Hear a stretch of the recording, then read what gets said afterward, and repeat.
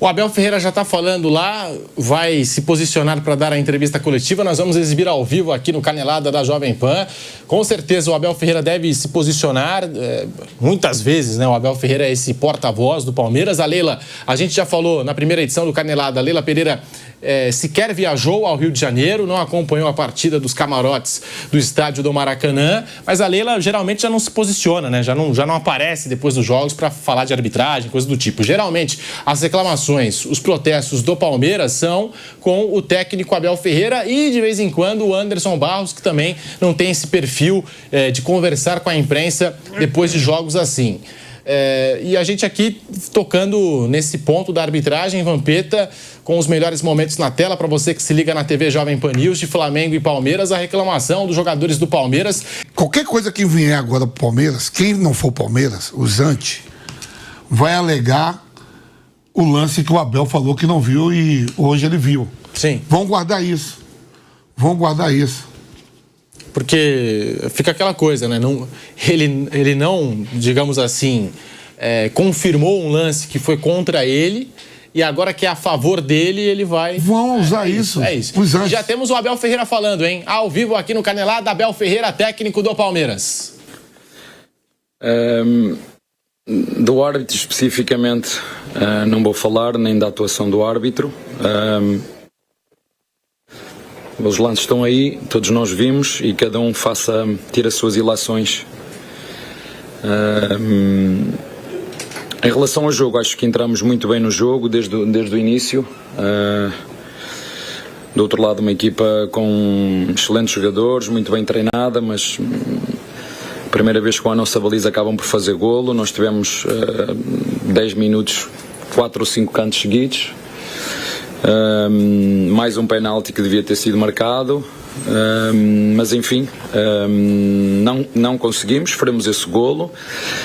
Entramos no jogo outra vez, continuamos com o mesmo ritmo, a não deixar o adversário jogar, e volto a referir, um adversário com muita qualidade, com grandes jogadores, muito bem treinada, a não precisar de fatores externos para jogar o seu futebol, mas infelizmente nós não conseguimos entrar mais cedo no jogo na segunda parte, apesar, como tu disseste bem, tivemos aqui e ali uma situação ou outra em termos de eficácia de passe que nos saiu prejudicado, e neste tipo de jogos contra equipas com jogadores que não precisam de muitas oportunidades para fazer golo, foram altamente eficazes. Uma equipa que fez, não sei, metade dos remates que nós fizemos, mas acabou por vencer o jogo. Estou muito orgulhoso daquilo que a minha equipa fez, do primeiro ao último segundo, e dar os parabéns também ao Flamengo pela vitória.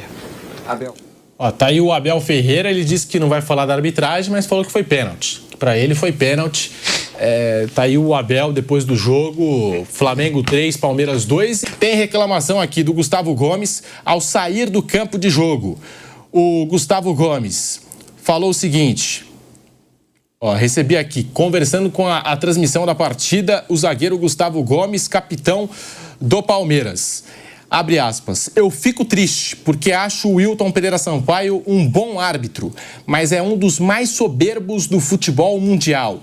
Estou aqui no Palmeiras há quase 8 anos. Meu parecer é que ele tem alguma coisa com o Palmeiras, com o sucesso do Palmeiras. Fico triste por isso, porque acho ele um bom árbitro. Ele até fechou o microfone para falar besteiras para mim, mas eu tenho código e não vou falar o que ele disse. Ele fechou o microfone. Eu sempre fui respeitoso com ele, mas ele falou muita coisa para mim. Mas eu não vou falar porque eu tenho o código. Isso fica em campo. O que acontece em campo, fica no campo. Mas eu fico triste por isso. Aí o repórter pergunta pro Gustavo Gomes: você não quer falar o que o Wilton falou? Aí o Gomes: não, eu não vou falar porque tem o código. Então isso fica para mim e para ele, fecha aspas. Tá aí então o Gustavo Gomes se queixando da arbitragem do Wilton Pereira Sampaio, que o Wilton Pereira Sampaio direcionou palavras ao capitão do Palmeiras, só que o Gomes não tá querendo abrir quais palavras foram essas, Vamp.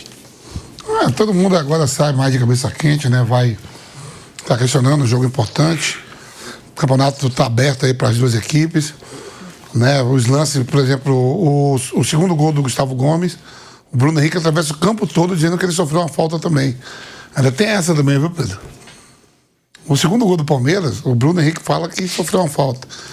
o questionamento poderia ser qualquer árbitro, qualquer lance aí, eles vão guardar em termos de qualquer erro. O Wilton é um árbitro FIFA, é aquilo que eu falo, os árbitros FIFA, principalmente aquele do Campeonato Nacional, tem que se impor mais,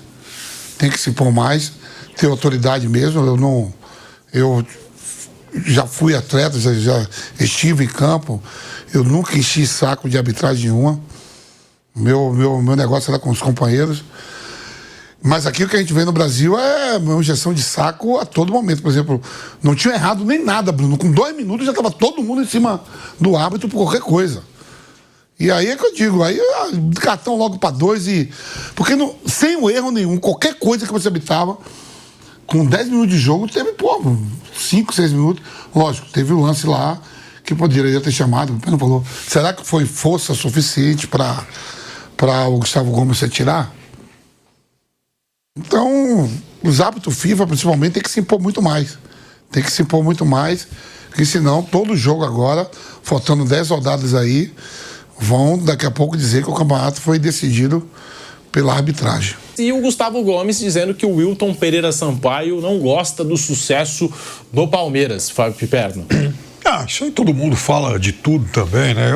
Olha, eu não levo a sério nenhum tipo de reclamação de técnico, jogador, dirigente e tal, porque assim, tudo isso é muito seletivo, né?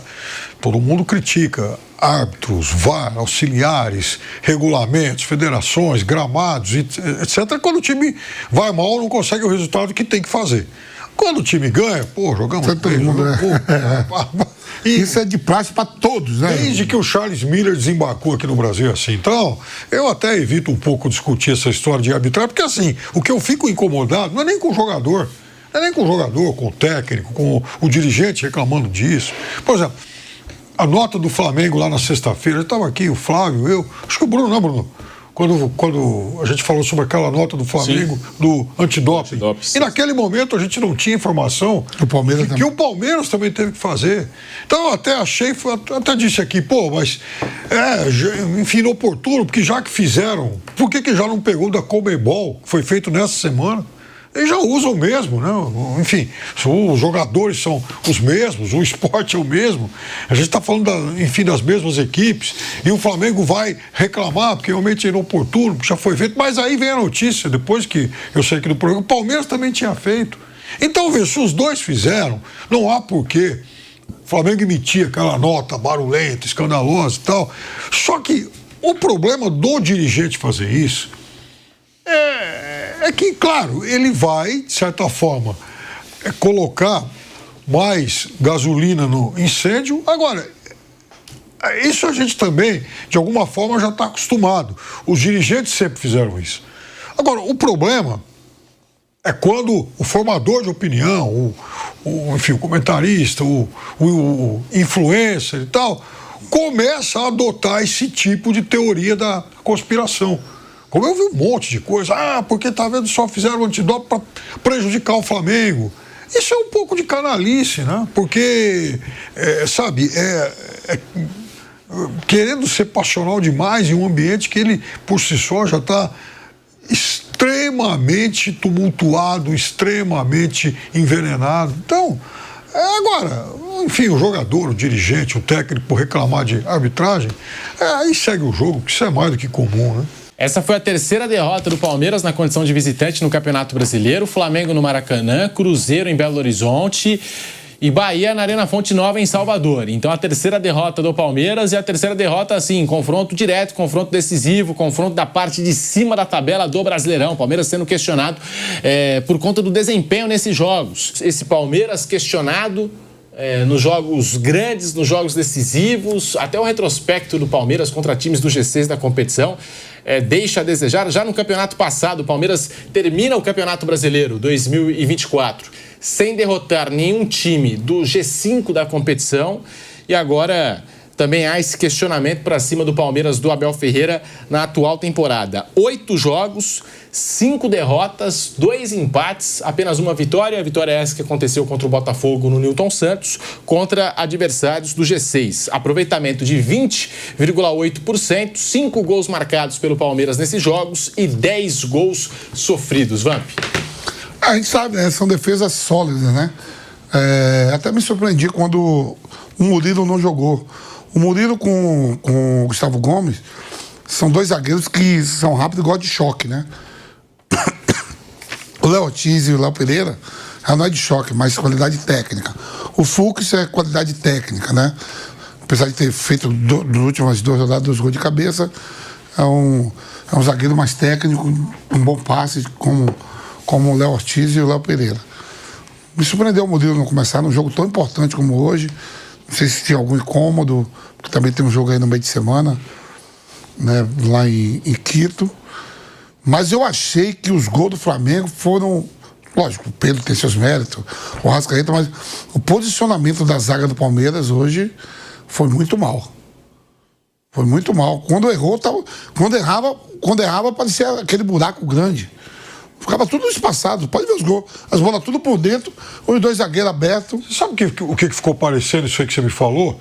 A defesa do Barcelona ontem contra o Girona, no primeiro tempo. Você viu o jogo? Tomou 4 contra-ataques, que os caras foram na cara do... Mas você sabe que o treinador do Barcelona, ele gosta de adiantar mesmo, que nem aquele treinador que foi demitido lá do North Forest, lá o... Postecoglou. Ele gosta de botar a linha mesmo alta, mas não estava em linha alta, Piperno. Quando perde a bola, tudo aberto. Pelo menos assim, um por dentro. Sim. Não tinha um por dentro para inibir esse passe. Você pode até ficar com 1 e 2 assim, por exemplo, o Arrascaeta ou o Pedro com a opção de passe pelo lado. Não por dentro, dentro em direção ao gol. Você vai ver que o Arrascaeta ou o Pedro sai na cara do gol mesmo. Foi. Destampa na cara com o goleiro Luiz Miguel, né? Como é? Carlos Miguel. Não foi nem lance assim de bola vindo pelo lado, você tem que dar um passe. Errava, já sai na cara do gol, destampando com o goleiro. Mas são 2 defesas sólidas e tem muita coisa para acontecer ainda. Carlos Miguel hoje fez a estreia dele, o Everton, assim, uma previsão. E o Palmeiras não trabalha com previsão, tá? Baseado em outros jogadores com fissura na mão direita, né? Que é a lesão do Everton. Deve ficar em 1 mês aproximadamente sem o Everton na meta. E aí hoje entrou o Carlos Miguel. Aí você pode questionar alguma coisa, mas acho que dos 3 gols ele não teve culpa, né? Não. Um pênalti, 2 lances basicamente cara a cara, né? Então, assim, eu não vi responsabilidade do Carlos Miguel nos 3 gols que o Palmeiras deu hoje. Ele trabalhou pouco. Ele não atuava desde fevereiro. Talvez se estivesse um pouco mais em forma, com mais ritmo de jogo, talvez pudesse ter pegado uma das 3 bolas. Talvez. Mas eu não achei, assim, nenhuma grande falha do Carlos Miguel no jogo de hoje. E aquilo também, a gente tá destacando esse Flamengo, tá até aqui no GC, sofreu apenas 15 gols em 28 jogos, e o Palmeiras começa melhor no jogo, aí o Flamengo fica nervoso, algumas marcações da arbitragem, enfim, aquele comecinho de jogo, parecia que o dia seria do Palmeiras, e aí na primeira chance que teve o Flamengo, 1-0. E aí o Palmeiras continuou lá, tal, até empata o jogo com o Vitor Roque, mas o Flamengo chega, pênalti, 2-1 Flamengo. Flamengo muito mais efetivo também no campo de ataque, né? Muito mais efetivo. Precisou de menos chegadas ao gol do Carlos Miguel do que o Palmeiras ao gol do Rossi.